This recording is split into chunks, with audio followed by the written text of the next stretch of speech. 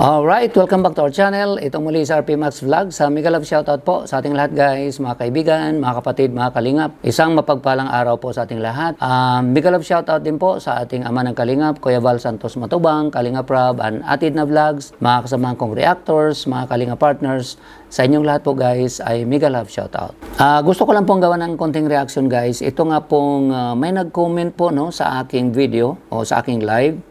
At bagamat nagtatago po ito ng pangalan, pero alam ko po isa ito sa matinding buzzer ni Kuya Val. Alam po natin guys, matapos po noong dinalaw ni Kuya Val, no, itong si Ate Gina, itong nanay nga ni Erica. Right after noon, nag-live po yung isa sa mga talagang masugid na tinatapik ika nga si Kuya Val. Okay? So, ngayon, ito po yung may nag-comment guys sa aking live. Pupuntahan kasi takot na mapatulfo. Hindi mangungumpisal kay pastor si nanay. Okay? So, yun po yung comment niya. So, ngayon, ang tanong dito guys, sa nilagay nga po natin sa thumbnail, natatakot nga ba si Kuya Val? Ano sa tingin nyo guys? Si Kuya Val ba may kinatakutan? Sa analysis ko po dyan guys, ang dahilan kung bakit pinuntahan ni Kuya Val, no, si Gina na ito nga mama ni Erica, para ika nga hindi na humantong pa sa masalimuot na situation. Dahil itong si Gina, marami pong aligasyon na binitawan doon nga po sa live na kung saan umakyat po siya. Marami po siyang binanggit doon. Ang ganda po ng okay sana yung binanggit ni Erica. Wala siyang binanggit against sa Team Kalingap o against kay Kalingap Rob. Pero itong ina, hindi nakapagpigil ng kanyang emosyon. Ang dami po niyang binanggit, mga aligasyon na talagang hindi maganda para kay Kalingap Rob. Ika nga, kung gugustuhin doon sa mga binitawan niyang salita, pwede po talaga siyang kasuhan. Pwede siyang balikan. Pero dito guys, ayaw ni Kuya Val o gusto niyang malaman kung totoo ba yung mga aligasyon niya na hindi daw po siya nakatanggap ng nising kong duling doon sa mga pagba-vlog ni Kalingap Rob. Napuntahan ni Kuya Val at sinabi naman niya, dala ng emosyon, hindi po totoo yung nabanggit niya na walang natanggap. Meron namang natanggap. Pero nandoon po talaga yung sama ng loob niya pagpunta nga ni Kuya Val doon. Ngayon ang tanong guys, si Kuya Val ba takot mapatulfo? Ang opinion ko dyan guys, hindi po natatakot si Kuya Val kahit saan man yan ipatawag. Kasi unang-una po, wala pong kasalanan. Okay? Kahit si Kalingap Rob, walang nagawang kasalanan ika nga. Kung pupunta kay Tulfo, siyempre magpaliwanag ka din doon at baka mabaligtad. Kung talagang makarating si Gina doon guys at kung ano-ano mga isusumbong, sasabihin niya na hindi siya natulungan ni Singkong Duling, ay doon pa lang babaligtad na. Mapapagalitan na po siya ni Rafi Tulfo. Na pumunta pa siya doon, yun ang i-complain niya pagkatapos hindi naman pala totoo na wala siyang natanggap. May natatanggap naman pala bawat vlog. And then, isa pa, si Tulfo guys, kung tutulong po yan, i-refer ka naman po sa barangay. Pag-usapan nyo din po sa barangay. So, babalik din po sa barangay. At pag hindi kayo nagkasundo sa barangay, doon palang aakyat ika nga sa korte. Kasi endorse po yan ng barangay. Ngayon, bakit naman matatakot si Kuya Val na meron naman silang resources? Kung pag-hire lang po ng abogado guys, may pera po si Kuya Val, lalo na po si Kalingap Rob. So wala po yan silang kinatakutan kung talagang darating sa punto na magkakasuhan. Ang napapansin ko, ayaw ni Kuya Val na darating sa punto ng gano'n, na kung saan kawawa din ito si Ate Gina. Kung darating sa punto na magkakasuhan na, sino bang susuporta sa kanya? Ika nga, magiging masalimuot ang situation. Although, pag hindi na talaga mapigilan, kung gusto talaga ni Gina, umakyat sa mga live at makarating kay Tulfo, handa po yan si Kuya Val na harapin kahit saan man. Kung hire lang ng abogado ang pag-usapan, meron naman po silang kakayahan na mag-hire ng kahit sinong abogado para i-defend ika nga yung situation o yung posisyon nila. Ang kawawa po dito guys, si Ate Gina. Mabuti kung susuportahan siya ng mga nagsusulsol sa kanya. Kaya po kung ano man yung iniisip na nag-comment na ito na natatakot si Kuya Val, kaya pinuntahan si Ate Gina para kausapin, doon po siya nagkamali. Hindi niya po kilala si Kuya Val. Ang isa din po guys, sa lagi po nilang binabanggit, ito nga mga buzzers ni Kuya Val. Lagi po nilang binabanggit na si Kuya Val daw o ang Team Kalingap gumagawa daw ng poverty porn. Okay? Now, ngayong araw na to guys, may papakita ako sa inyo, may natanggap po akong email. Yung email na yun, nagagaling po sa United Nations na may opisina po dyan sa Makati. Nanghihingi po sila ng donation. At ito, may pinakita pa silang picture. So, sa makikita po natin guys, no, dyan po sa picture, kawawa po talaga yung bata. Okay, yung kanilang situation. Picture po yan ng mag-ina na nasa Sudan. Kasi alam po natin guys, nagkaroon po ng matinding famine ngayon sa Sudan dahil nga po sa gera. Ang dami na po nilang warning na ginawa na magkakaroon ng famine, i-stop nyo na yung gera. Ganun pa man, hindi talaga tumigil yung magkabilang party. Naggera sila na naggera hanggang ngayon. Kaya matindi po ang gutom sa kanila. Kaya ito ngayon, ang United Nations, umaapila po sila, humihingi ng donation. So dito pa lang guys, ang ginagawa po ng United Nations, ano pong tawag dyan? Di po ba poverty porn po yan? Pero ang poverty porn kasi guys, matagal na po yan na usapan. Wala pong batas na nagbabawal, na bawal yung ganyan. Ito o United Nations, ginagawa nila, nagsishare sila ng picture, tapos manghihingi ng donation. Anong kaibahan sa ginawa ng United Nations, sa ginagawa ng mga foundation, itong ABS-CBN, Bantay Bata Foundation, GMA Foundation, at dito nga ang ginagawa ng mga vlogger. Ano po ang kaibahan? Ganon din po yun. So, hindi po yan masasabi nating bawal. Kasi nga po, United Nations mismo, ginagawa din po nila. Kasi nga po, paano ka maka-encourage ika nga ng mga donors kung wala kang ipakitang pictures na mga taong naghihirap talaga o mga videos na maipakita mo para naman yung mga donors ma-encourage silang mag-donate. So, ganun lang po yan. Walang batas na nagsasabing bawal ito. Noon pa yan, matagal na po yan na usapan.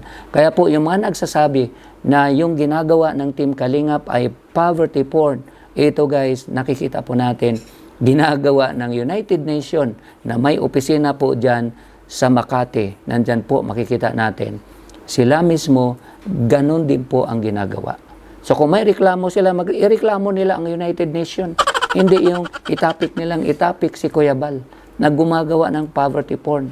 Walang batas na nagbabawal na ipakita yung video o picture na meron kang tutulungan at ito mahirap ipapakita mo. Kasi paano malaman bilang sponsor na yung perang pinadala mo ay nakarating doon sa isang mahirap kung hindi ka magpadala ng picture o di kaya video. So, ganun lang po yun. Tapos dito sa vlogging, iba naman kasi kailangan nating i-upload kasi nga po ang partner natin dito ay ang YouTube. So, ganun lang po yun guys. So, yung mga against sa Team Kalingap dahil nga po sa poverty porn at nag-iisip na baka magiging against ito kay Kuya Bal kapag si Ate Jenna makarating kay Tulfo, doon po sila nagkakamali. Ika nga sa nabanggit nga ni Kuya Bal, nagpe-pretend sila na marunong. Akala nila ang gagaling nila, akala nila marunong sila. Yung mga ganyan, poverty porn yan, bawal po yan. Wala pong batas, matagal na usapan yan. Bakit ba nagkaroon ng ganong poverty porn? Nag-umpisa po yan guys sa time po noong nagkaroon po talaga ng matinding gutom sa Negros. That was in the 80s, 70s or 80s. Na para bang ang ginagawa po ng mga media, mga European media, para makakuha ika nga ng mga sponsors, talagang pinoportray, pinipicturean yung mga bata na sobrang payat at pinapakita nila sa mga mayayaman na bansa na tulungan natin ang mga bata sa Negros. Marami pong nagreklamo doon ng mga mambabatas po na taga Negros kasi masyadong hinubaran. Kaya nga, para mong hinubaran ang isang tao. Kaya nga, poverty porn. Yung kahirapan ng isang tao, masyado nilang in-expose.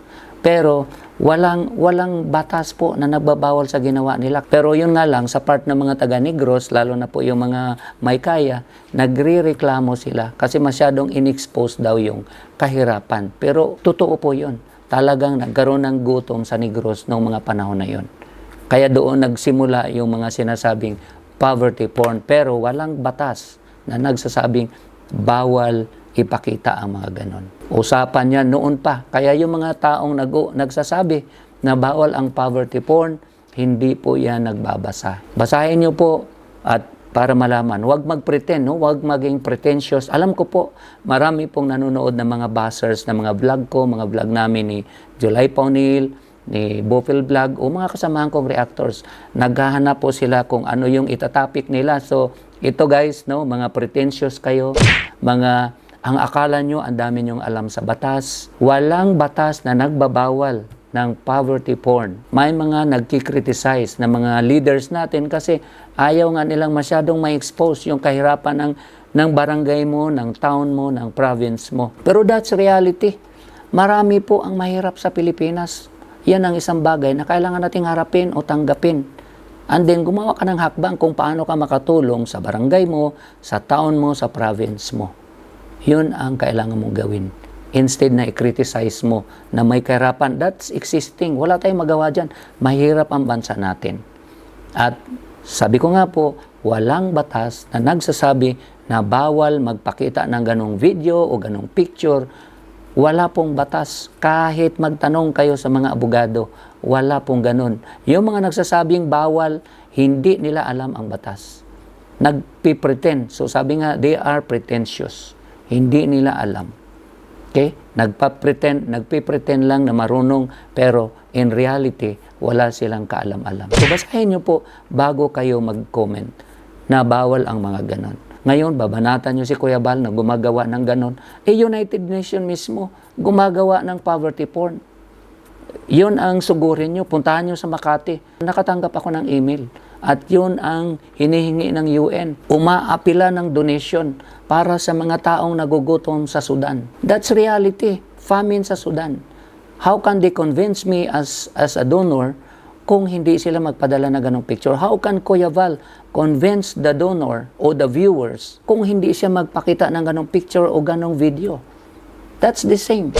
Ganon lang po yan. Kahit si Rafi Tulfo, sa kanyang programa, pinapakita niya yung mga problema na mag-asawa at minsan yung talagang matinding kahirapan. Pinapakita ni Rafi Tulfo para yung mga audience talagang maawa ka doon sa binavlog niya, yung nasa TV program niya. Yun po yun. So yun lang po guys, medyo napahaba yung ating komento. Dito nga po sa isang tao na nagtatago, pero alam ko po, ito po ay isa sa mga masugid na bashers ni Kuya Bal. Unang Team Kalingap. So, sigurado isa ito sa pretentious na akala mo ang daming alam.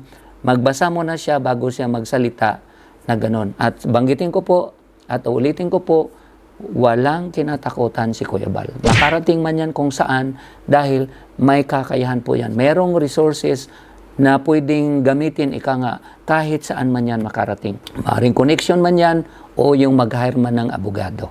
At alam naman po natin guys, walang nalabag na batas si Kuya Bal o si Kalinga Prab sa kanilang pagbablog. Ganun lang po yun. Okay? So maraming salamat po sa inyong lahat guys, sa inyong walang sawang pagsubaybay at panonood po ng mga videos namin, pag-comments, pag-likes, pag-shares, at lalong-lalo na po sa hindi pag-skip ng ads, ay maraming salamat. Ingat po tayo guys kung nasaan man tayo. God bless everyone. I love you all. Bye-bye.